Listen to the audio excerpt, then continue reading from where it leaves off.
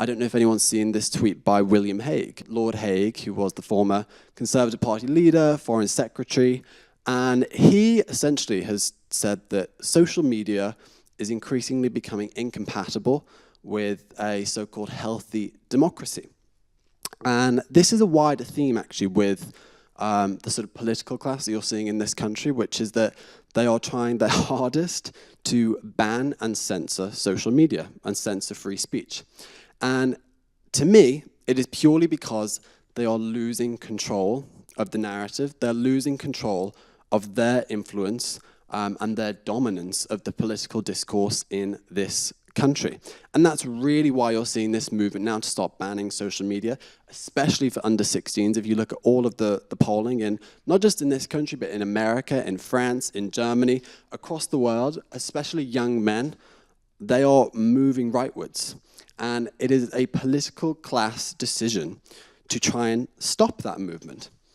And what William Hague was essentially saying today is that because him and his ilk are being criticized online and people are not supporting them and people are turning away from the Conservative Party, they're turning away from the Labour Party, and they are perhaps looking for something a little bit more radical.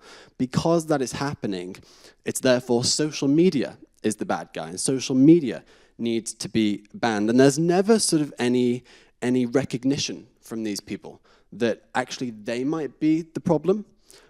So he writes his, I think he writes weekly for the Times, and he lectures the rest of us in the Times at the very same sort of instance of not being able to recognize that he had positions of power in this country for almost 2 decades. He was the leader of the Conservative Party. He had every chance to improve this country. Granted, he lost, he's a loser, which is another reason why you shouldn't read his writings in the Times, because he's got nothing of particular value to say, because he's a loser.